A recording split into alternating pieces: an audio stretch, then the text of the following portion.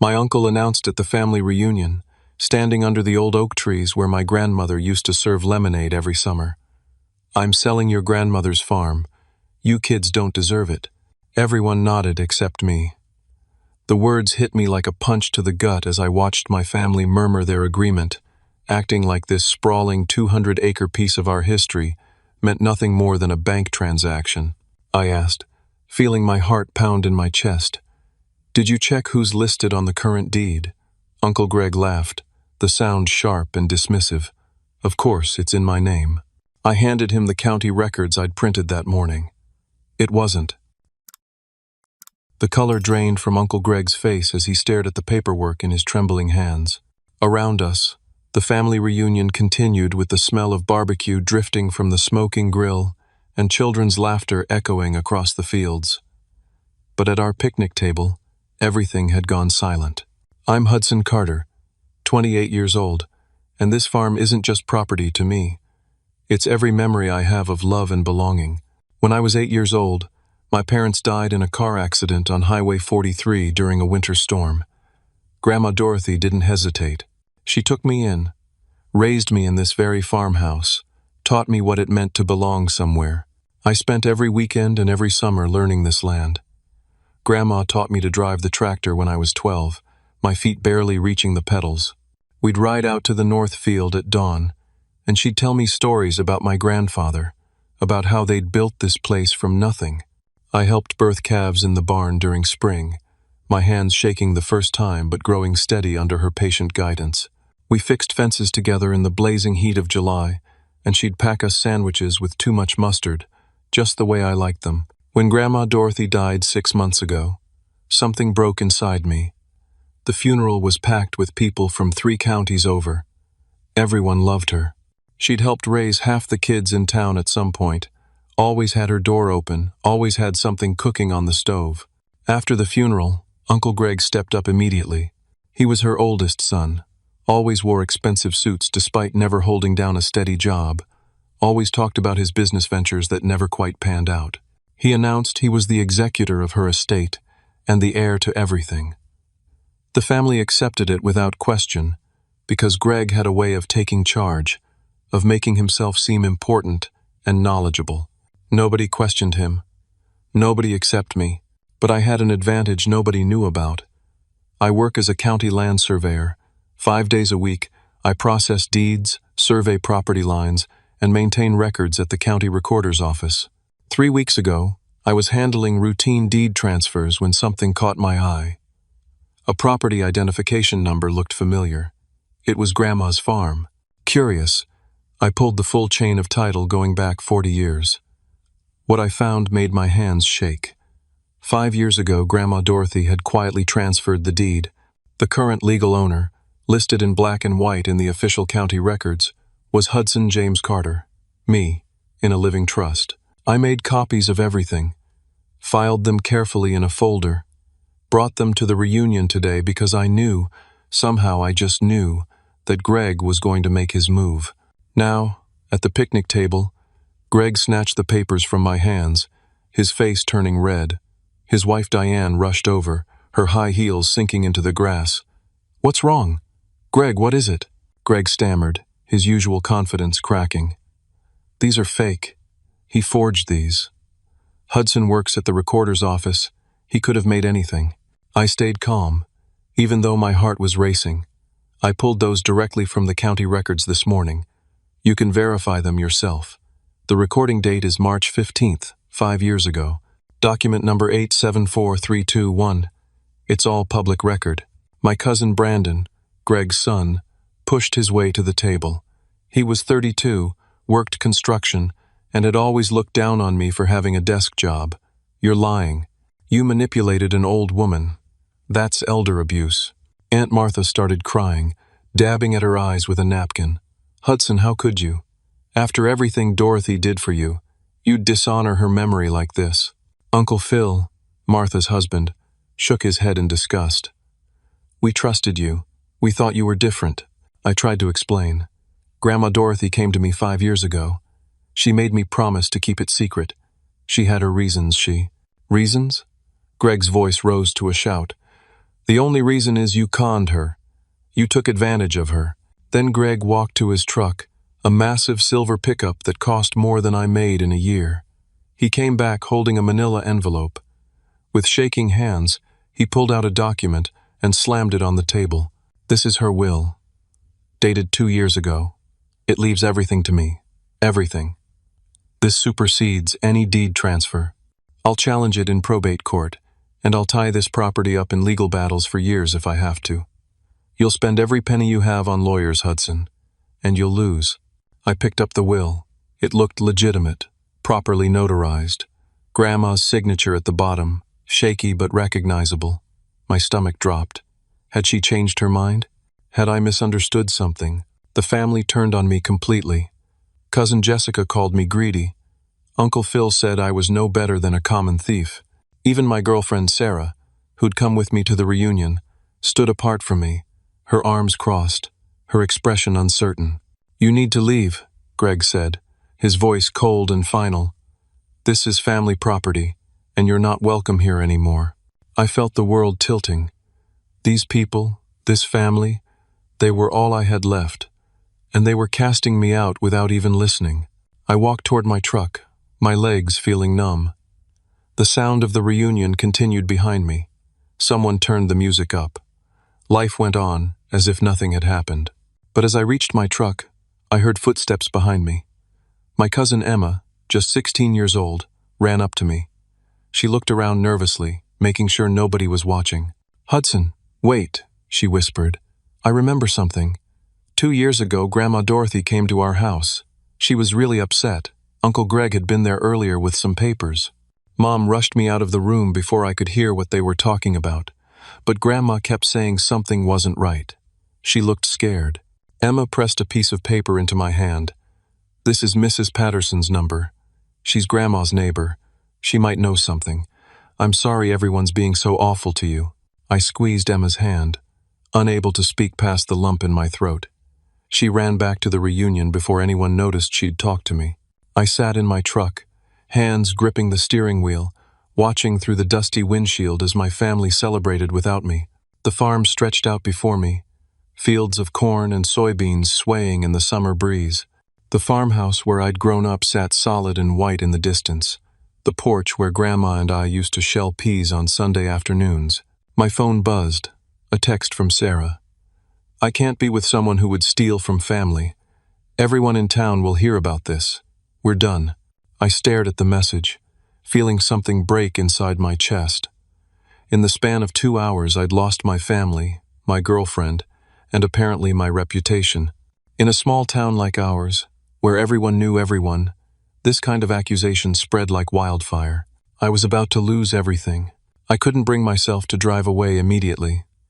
I sat in my truck for 20 minutes, watching the reunion through my rearview mirror. Brandon threw a football with some of the younger cousins. Aunt Martha served potato salad from the same ceramic bowl Grandma had used for 30 years. Uncle Phil manned the grill, flipping burgers. Everything looked normal, like the world hadn't just collapsed. Finally, I started the engine and drove to Mrs. Patterson's house. She lived a quarter-mile down the road, in a tidy blue cottage with flower boxes in every window. I'd known her my entire life. She'd been Grandma's best friend for over 40 years. Mrs. Patterson answered the door in her gardening apron, her white hair pulled back in a bun. Her face lit up when she saw me, then immediately filled with concern.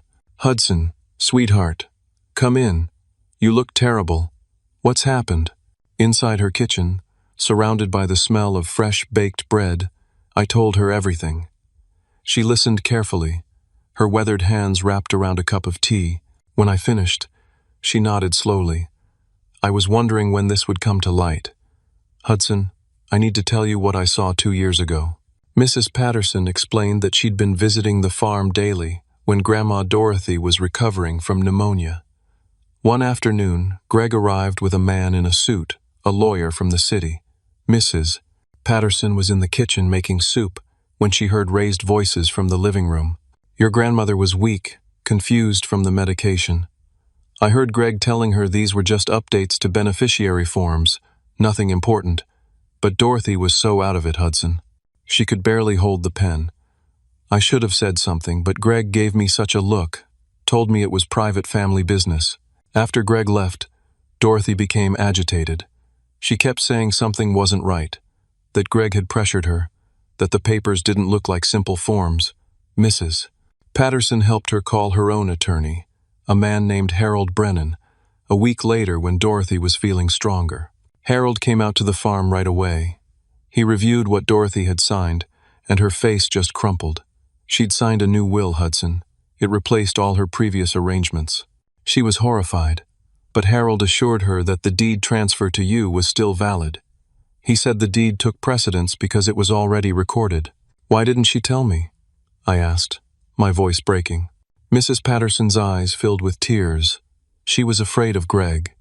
He'd been verbally abusive for years, always calling her when he needed money, always making threats. He told her he'd put her in a nursing home if she didn't cooperate.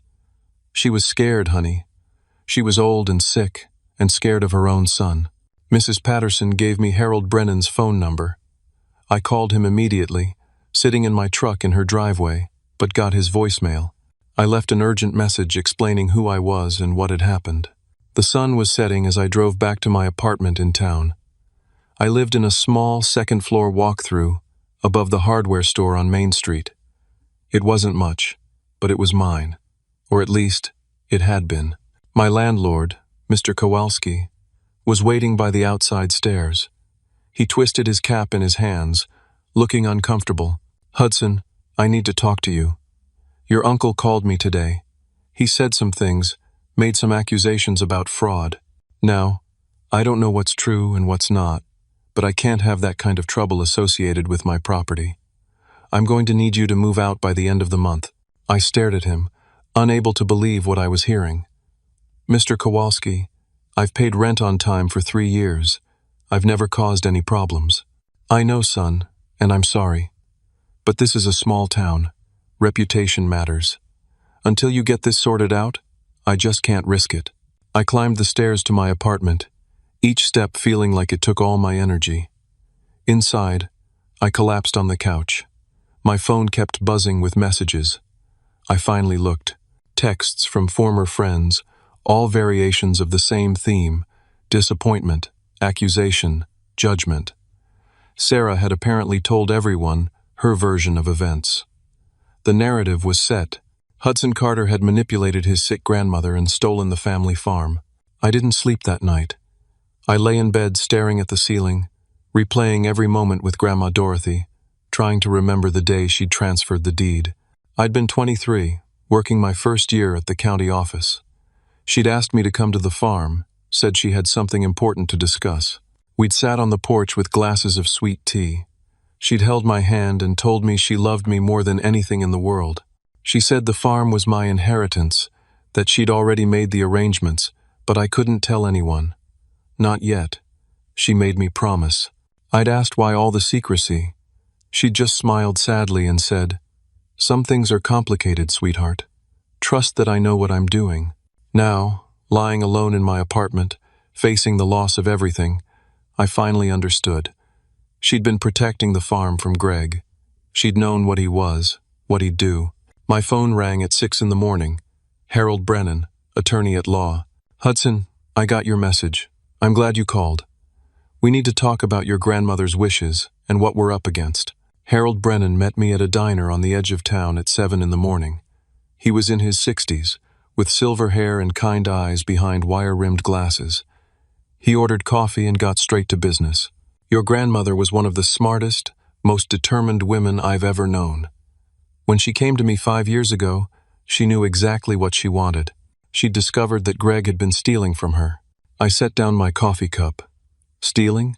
Forging checks, taking out loans against the farm without her knowledge. She found out when the bank called about a defaulted loan. She was devastated.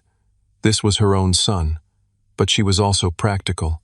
She knew she couldn't let him destroy what she and your grandfather had built. Harold pulled out a thick file from his briefcase.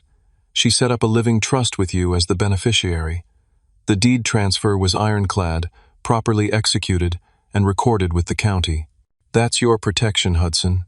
You're the legal owner of that property." "But what about the will Greg showed everyone?" Harold's expression darkened.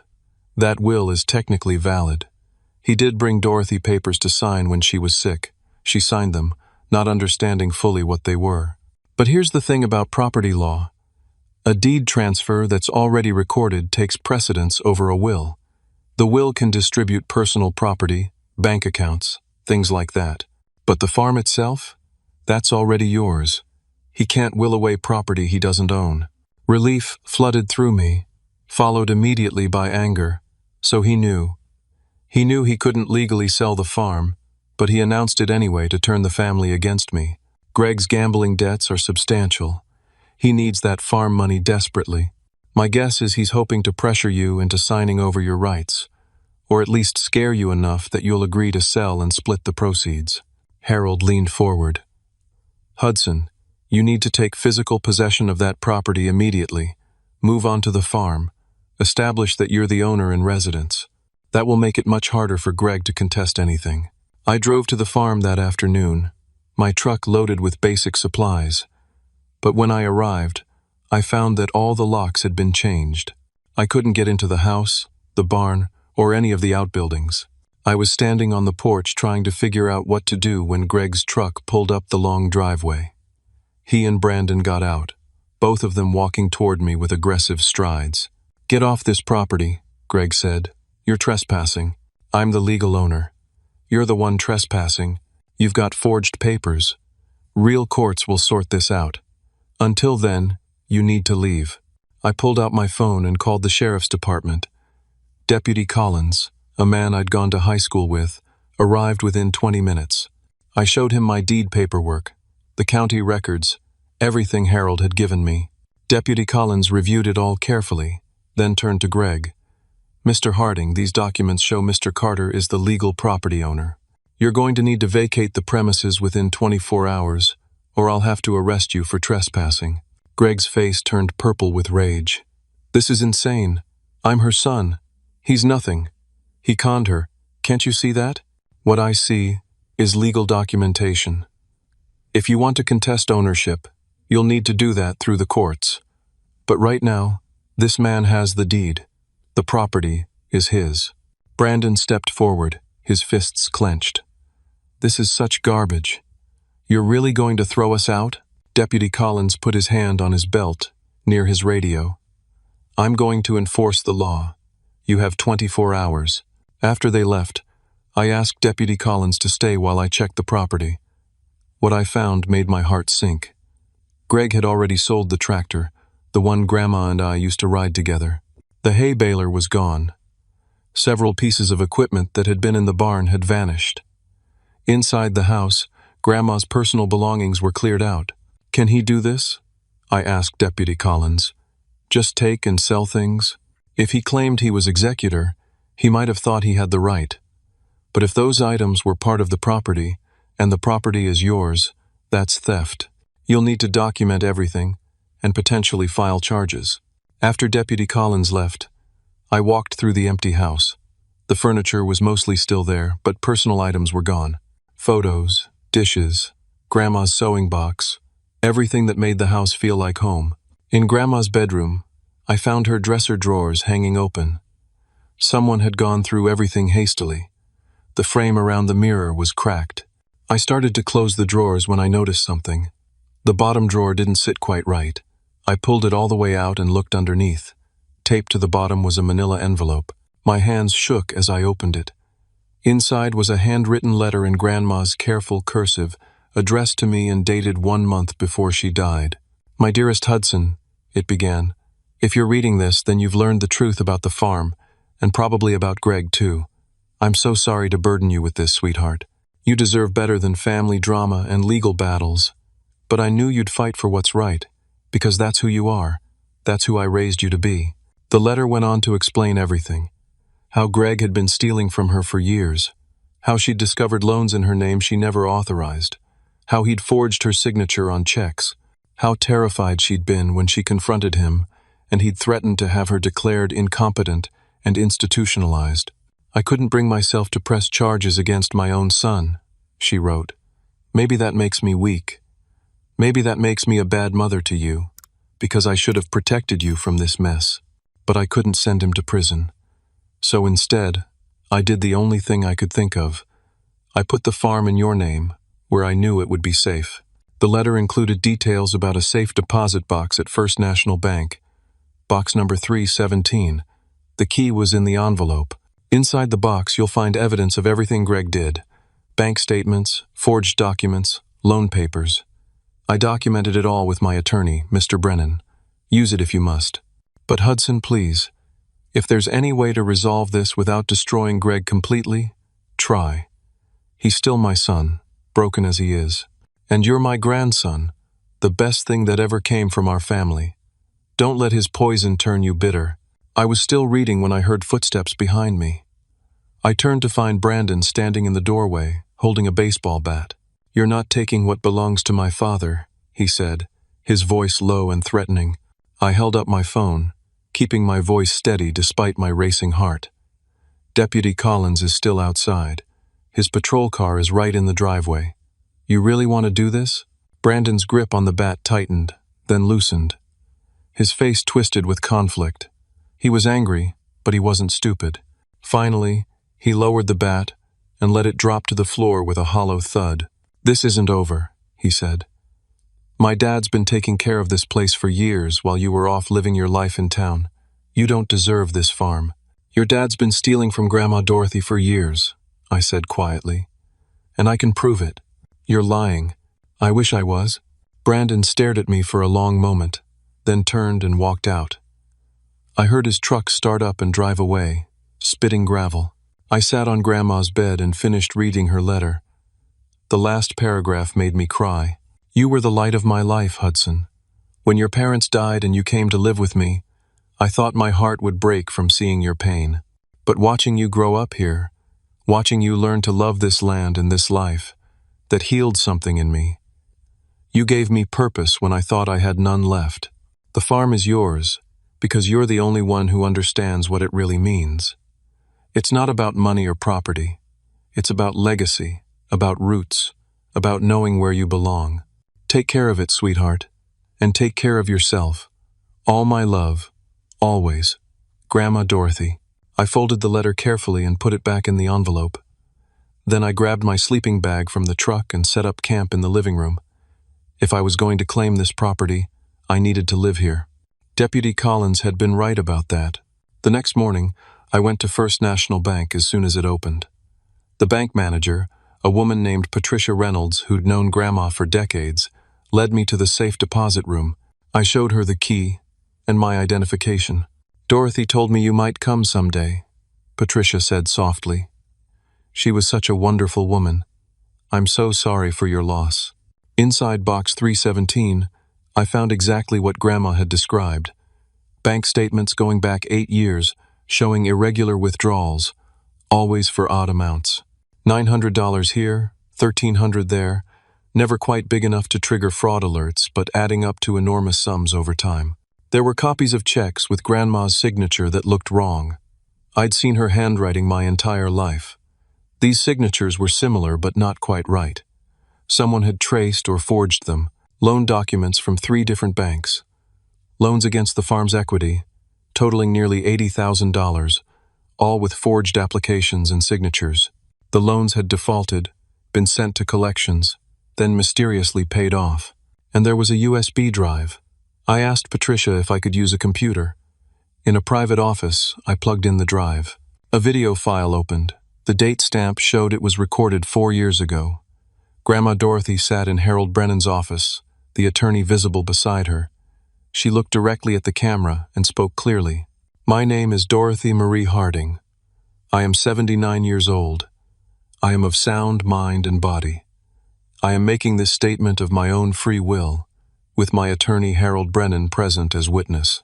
I want to state clearly for the record that I have transferred the deed of my farm property to my grandson Hudson James Carter, and that this transfer represents my true wishes. I am making this recording because my son Gregory Allen Harding has been stealing from me for years, and I fear he may contest my decisions after I'm gone." She went on to detail everything: the forged checks, the fraudulent loans, how she'd confronted Greg and he'd threatened her, how terrified she'd been but how determined to protect the farm. Her voice never wavered. She was clear, competent, and heartbreakingly honest. At the end, she looked into the camera and said, "Hudson, if you're watching this, it means I'm gone, and you're fighting for what's right. I'm proud of you. I've always been proud of you. Don't let Greg bully you. Stand your ground.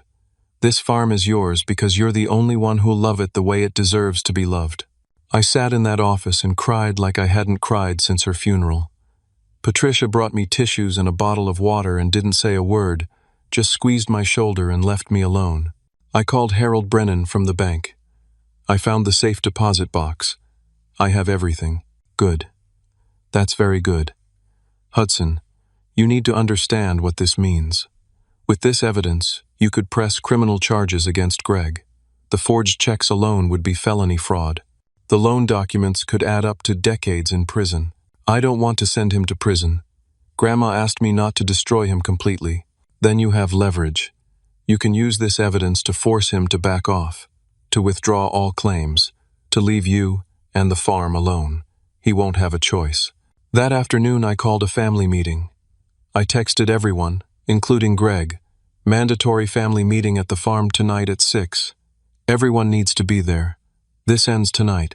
I spent the afternoon cleaning the farmhouse, making it presentable. I set up folding chairs in the living room. I made coffee and put out cookies, the way Grandma always did when we had company. People started arriving at 5:45. Aunt Martha came with Uncle Phil, Cousin Jessica, and her husband. Emma came with her parents. Others trickled in, curious, uncertain. They all looked at me warily, like I was a stranger. Greg arrived last, at 6:15, making an entrance. But he wasn't alone. He brought a man in an expensive suit and a younger guy carrying a briefcase. Behind them was someone I didn't recognize at first, then realized was Tom Westfield, a local real estate developer known for buying up farmland and building subdivisions. Greg smiled, the expression not reaching his eyes. "Hudson, I appreciate you calling this meeting. Saved me the trouble. I'd like everyone to meet Carl Morrison. He's a real estate attorney. And this is Tom Westfield, who's purchasing the farm." My stomach dropped. "The farm's not for sale." "Actually, it is." "Carl, explain." The attorney opened his briefcase and pulled out documents. "We've discovered a cloud on the title. There's an outstanding property tax lien from 1998 for $200 that was never properly cleared. According to state law, any deed transfer that occurs while a lien is active is potentially voidable. This creates a legal gray area that could take years to resolve in court." Tom Westfield stepped forward. "I've already paid Mr. Harding a non-refundable deposit of $50,000 to secure the purchase. We'll be moving forward with closing in 2 weeks, regardless of any title disputes. Those can be resolved in litigation after the sale." The room erupted. Uncle Phil started asking questions. Aunt Martha looked confused. Emma stared at her father in horror. I felt the room spinning. This couldn't be happening. Not after everything. I forced myself to breathe slowly, to think clearly. Greg was watching me with a triumphant smirk.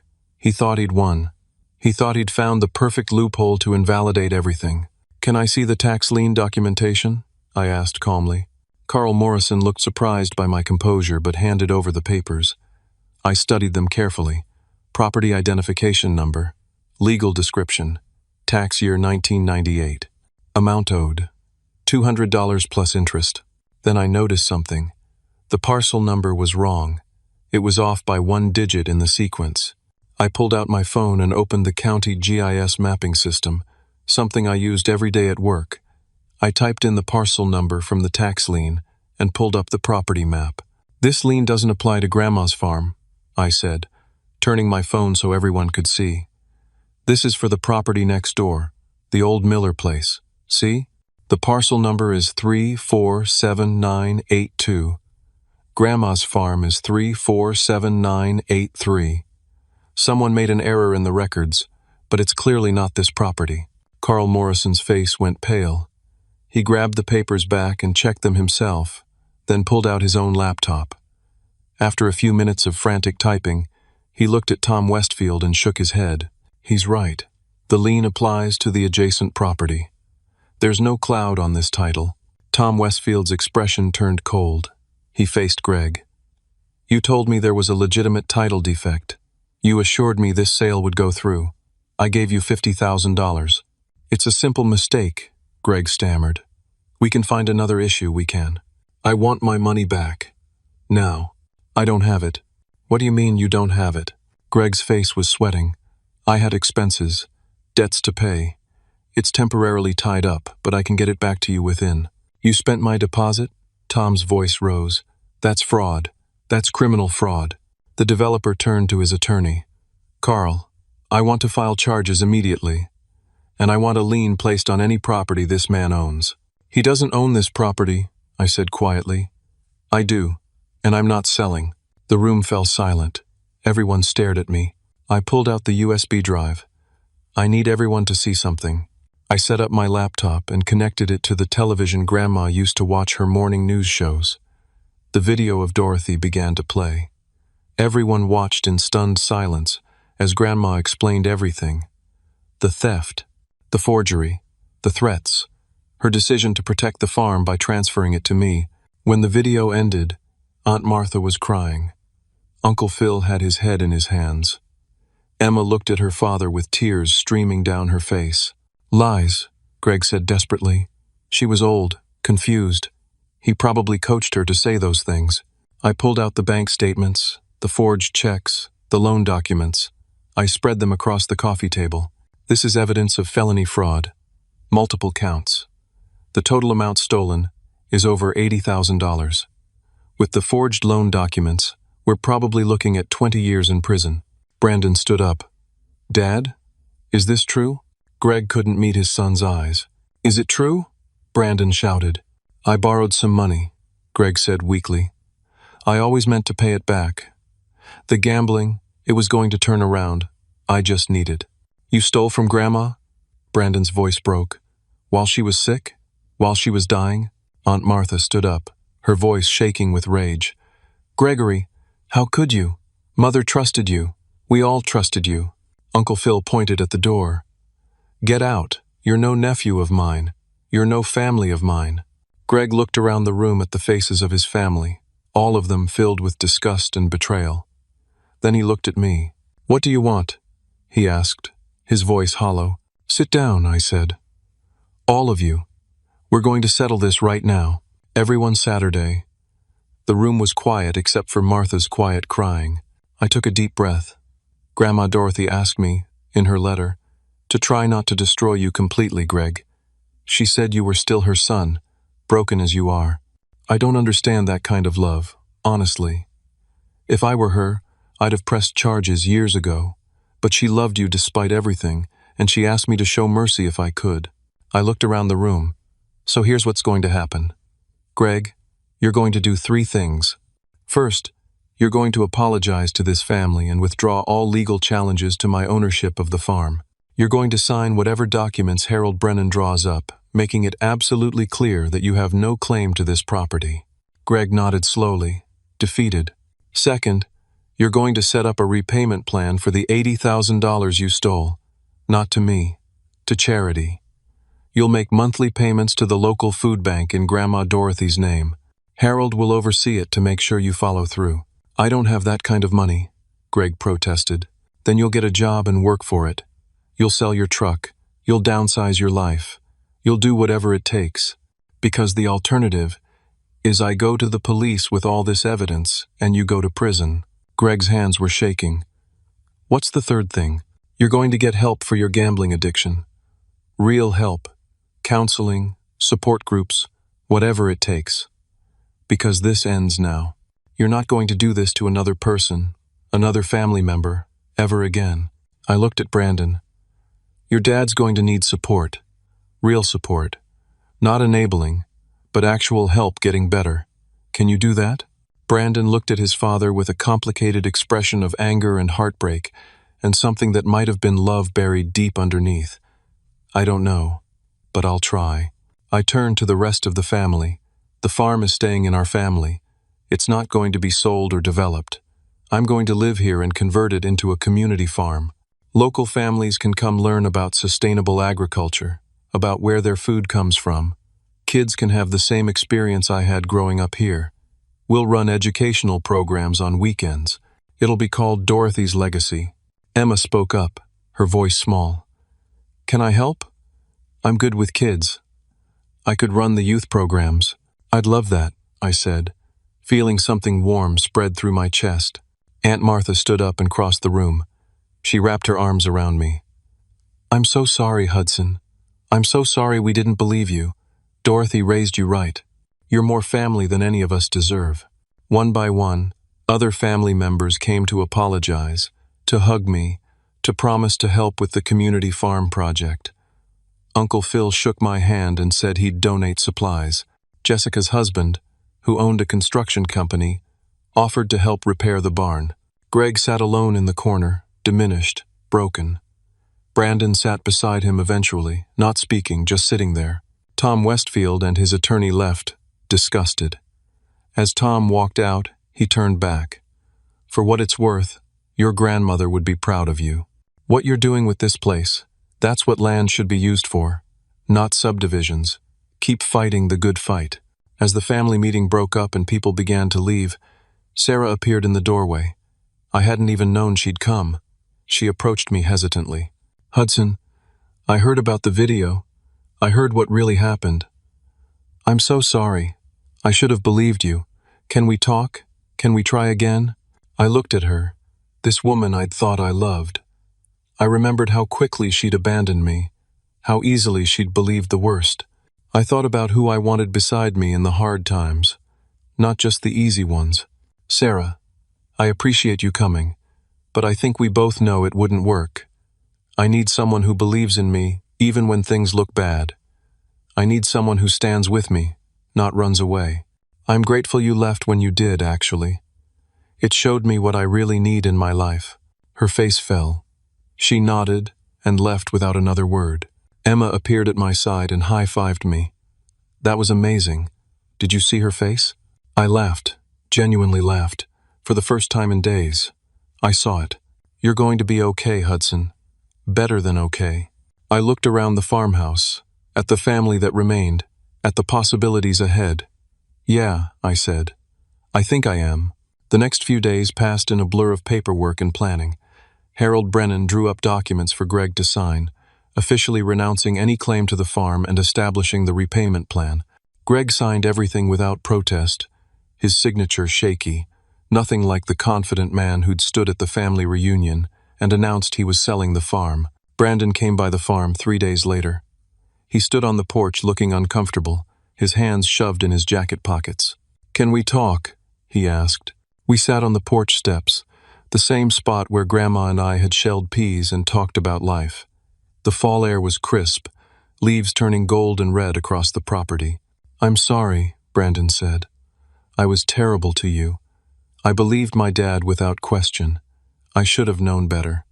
He's been lying to our family for years, and I just kept making excuses for him. It's hard to see the truth about people we love, I said. Yeah. Brandon was quiet for a moment. I've been thinking. What you said about the community farm, about teaching kids about agriculture, that's really cool. I work construction, but I grew up on this farm too, summers at least. I remember Grandma teaching me about the land. If you need help building anything, fixing up the barn, whatever, I'd like to be part of it. You want to help? I want to do something good, something that would make Grandma proud, something that's not about my dad's mess. He looked at me. Give me a chance to prove I'm not like him. I stuck out my hand. Partners? Brandon shook it, his grip firm. Partners. Over the next week, the farm transformed. Uncle Phil brought lumber for repairs. Brandon and his construction crew rebuilt the barn doors that had been falling apart for years. Jessica organized a work party where 24 family members showed up to paint the farmhouse, clean out the outbuildings, and plant a memorial garden for Grandma Dorothy. Emma threw herself into planning the youth education program. She created a curriculum for teaching kids about planting, harvesting, animal care, and environmental stewardship. She designed flyers and posted them at the library, the community center, and local schools. Aunt Martha took charge of the community outreach. She contacted local families, especially those who couldn't afford fresh produce, and set up a program where they could work a few hours on the farm in exchange for vegetables. Uncle Phil built raised garden beds specifically for this program. Mrs. Patterson stopped by weekly, always bringing food and stories about Grandma Dorothy. She'd sit on the porch with me in the evenings, and we'd watch the sun set over the fields. "You're doing something wonderful here," she said one evening. "Dorothy would be so proud. She always said this land had a purpose beyond just existing. She said it was meant to teach people, to heal people. You're making that happen." 6 weeks after the family meeting, we held the grand opening of Dorothy's Legacy Community Farm. 70 people showed up, families with young children, teenagers from the local high school looking for volunteer hours, elderly folks who remembered farming from their own childhoods. I gave a short speech, standing in the same spot where Greg had announced he was selling the farm. My grandmother believed land was more than property. She believed it was responsibility, heritage, and hope. She taught me that when you have something precious, you don't hoard it, you share it, you use it to make your community stronger. Emma led the first youth group through the farm, teaching 15 children how to identify different types of soil and why crop rotation mattered. Their excitement was infectious. They ran through the fields with the kind of joy I remembered feeling at their age. Brandon gave tours of the barn he'd rebuilt, explaining the construction process and letting kids try hammering nails into scrap wood under his supervision. Uncle Phil demonstrated the proper way to build a scarecrow, much to the children's delight. Aunt Martha served refreshments from long tables set up under the oak trees where, just a few months ago, Greg had tried to destroy everything.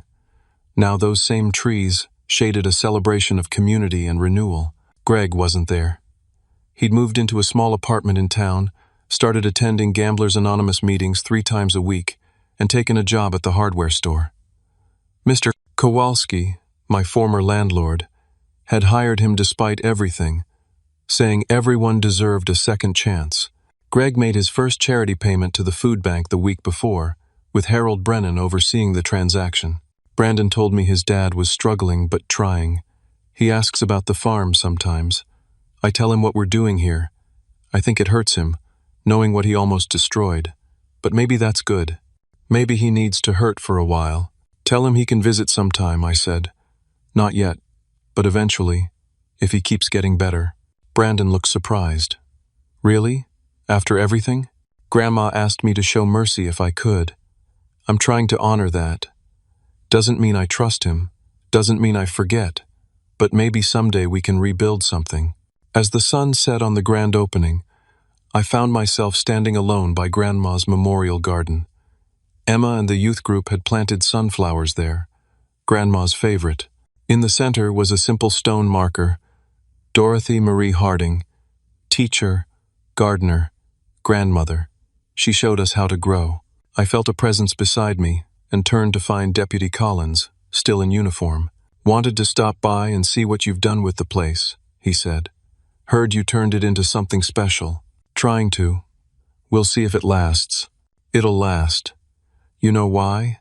Because it's not about you. It's about community. Things that are bigger than one person. Those are the things that endure." After everyone left, I walked the property boundary line, something I did most evenings. 200 acres of rolling fields, forests, and creek bottom. Every step was a memory. The spot where I learned to fish. The tree I fell out of when I was 10 and broke my arm. The field where Grandma and I watched meteor showers on August nights. My phone buzzed. A text from Emma. 15 families signed up for next week's program. We're going to need more supplies. This is going to be amazing. Another text from Brandon. Starting work on the equipment shed tomorrow. Dad asked if he could help. I told him I'd ask you.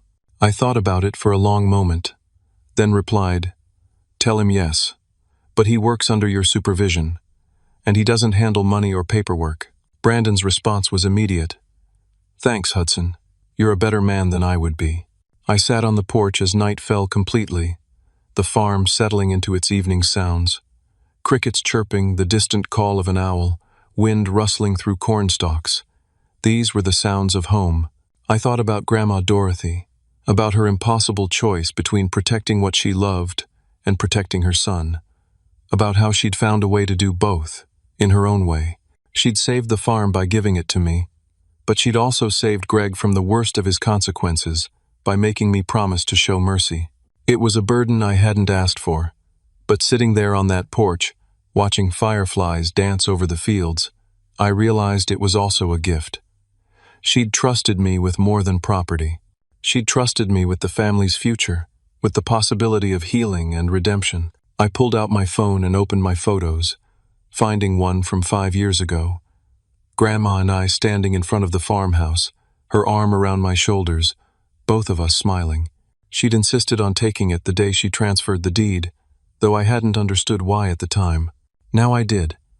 She'd been documenting the moment when she passed the legacy forward, when she chose hope over fear, when she decided to trust in the goodness she'd cultivated in me. "I'm trying, Grandma," I whispered to the photo. "I'm trying to be worthy of what you gave me." The wind picked up, warm and gentle, carrying the smell of growing things, and I could have sworn I heard her voice, just for a moment, saying what she always said when I was young and struggling with something hard. "You've got this, sweetheart. You've always had this." 3 months after that grand opening, Dorothy's Legacy Community Farm had become a fixture in our town. Every Saturday, families arrived to work in the gardens, learn about sustainable farming, and connect with the land. The program had expanded beyond anything I'd imagined. I stood at my kitchen window one Saturday morning, watching the early arrivals pull into the gravel parking area Brandon had built. The same kitchen where Grandma had taught me to make biscuits from scratch, where we'd planned gardens and talked about everything from school problems to life dreams. Emma had transformed the youth program into something remarkable. She ran 4 different age groups now, from kindergartners learning about seeds and soil to high school students studying environmental science. The local community college had reached out about creating an internship program. 2 of Emma's students had told their parents they wanted to study agriculture in college. Brandon's construction skills had rebuilt not just the barn but also added a covered pavilion where families could gather during rain. He'd installed a rainwater collection system and built a chicken coop where kids could learn about animal husbandry. His relationship with his father remained complicated, but they were talking. Greg showed up to work most Saturdays, always quiet, always on the edges, trying to earn back something he knew he could never fully restore. Aunt Martha had organized a farm-to-table dinner series where families cooked meals together using vegetables they'd harvested. Uncle Phil taught tool safety and basic carpentry. Jessica ran a composting and recycling education program. The farm had become exactly what Grandma Dorothy had envisioned, a place that taught people not just about farming but about community, responsibility, and connection. Mrs. Patterson still visited every Sunday. We'd have tea on the porch, and she'd share stories about Grandma, keeping her memory alive. "You know," she said one afternoon, "Dorothy used to say that land remembers. It remembers the hands that worked it, the love that was poured into it. This farm remembers her, Hudson. And now it'll remember you too, and all these families you're helping." My life had stabilized in ways I hadn't expected. The county investigation into Greg's fraud complaint had cleared me completely, and my supervisor had apologized personally. I'd received a promotion at work, a recognition of both my skills and my integrity.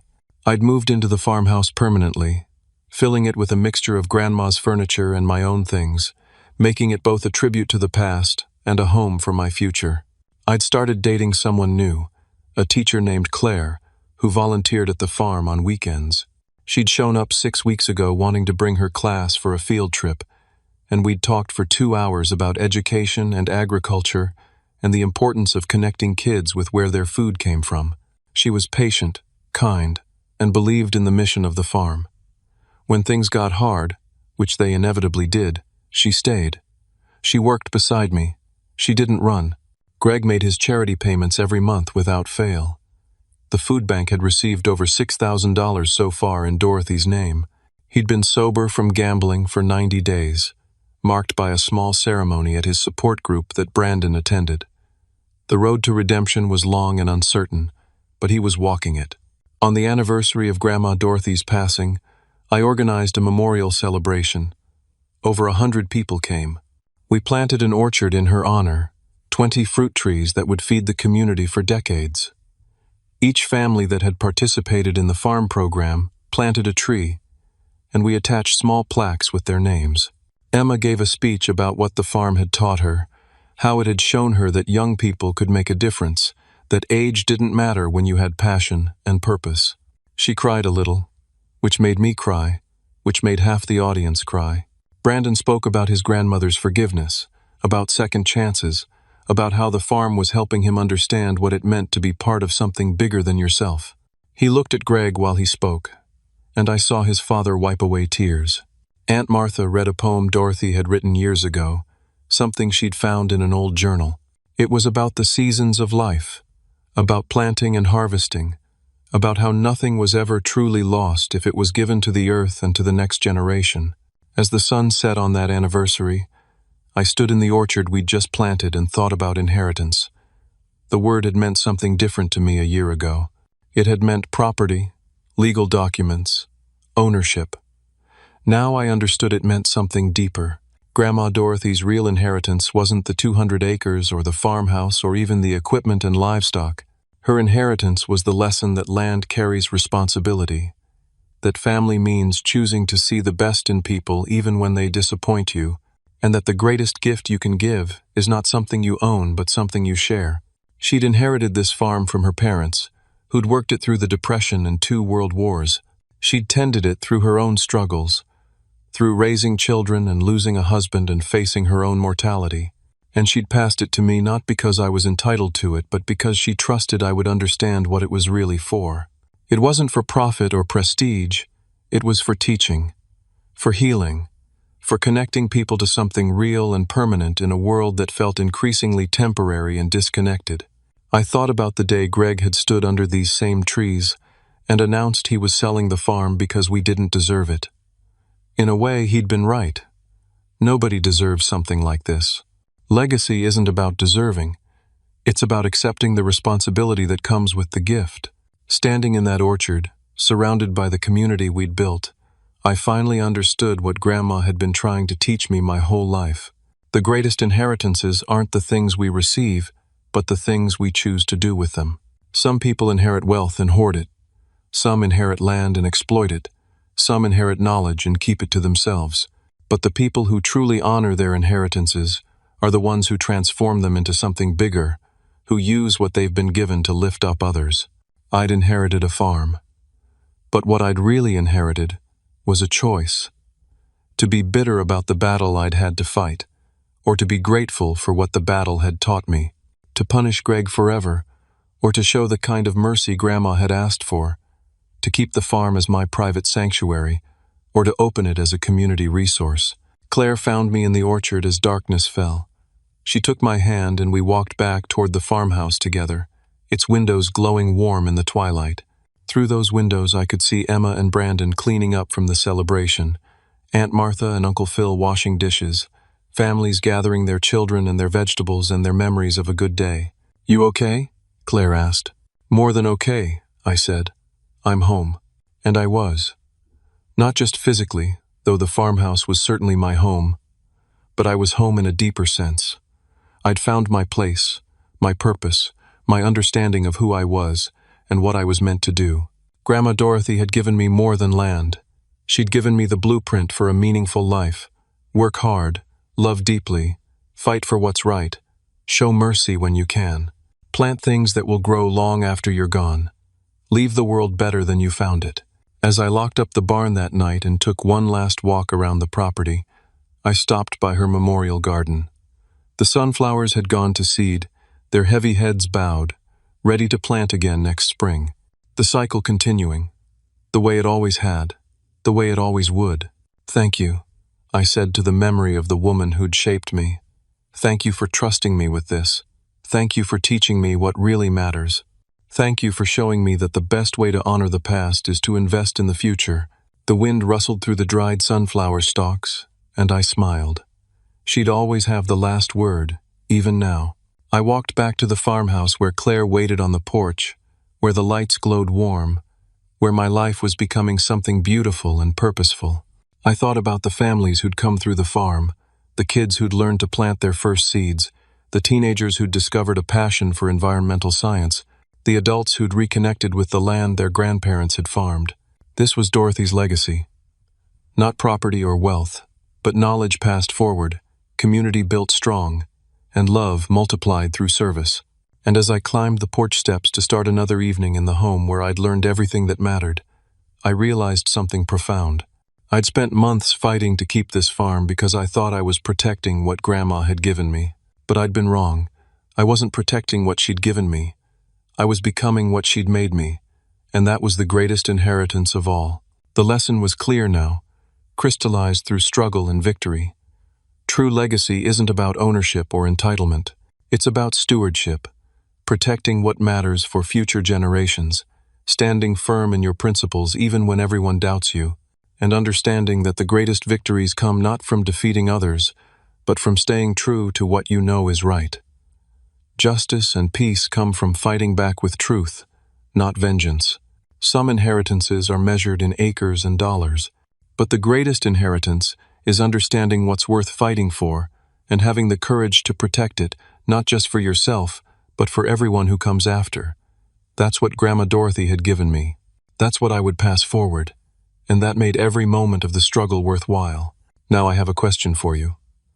Have you ever had to stand alone to protect something you believed in? Have you ever been in a situation where everyone doubted you, but you knew in your heart you were right? What did you do? How did it turn out? I'd love to hear your stories in the comments below. Your experience might inspire someone else who's facing their own difficult battle right now. If this story touched your heart or taught you something valuable, please hit that like button. It helps more people find these stories and reminds us all that we're not alone in our struggles. And if you want to hear more stories about courage, family, and standing up for what's right, please subscribe to the channel. There are so many more stories to share, so many more lessons to learn together. Share this story with someone who needs to hear it today. Maybe they're facing their own family battle. Maybe they're questioning whether integrity and truth really matter. Maybe they just need to be reminded that fighting for what's right, even when it's hard, even when you stand alone, is always worth it. Thank you for listening to Dorothy's story, and to mine. Thank you for being part of this community where we believe that truth wins, that courage matters, and that the greatest legacies are the ones we build together. Until next time, may you have the strength to stand for what's right, and the wisdom to know when mercy matters most. Take care, and I'll see you in the next story.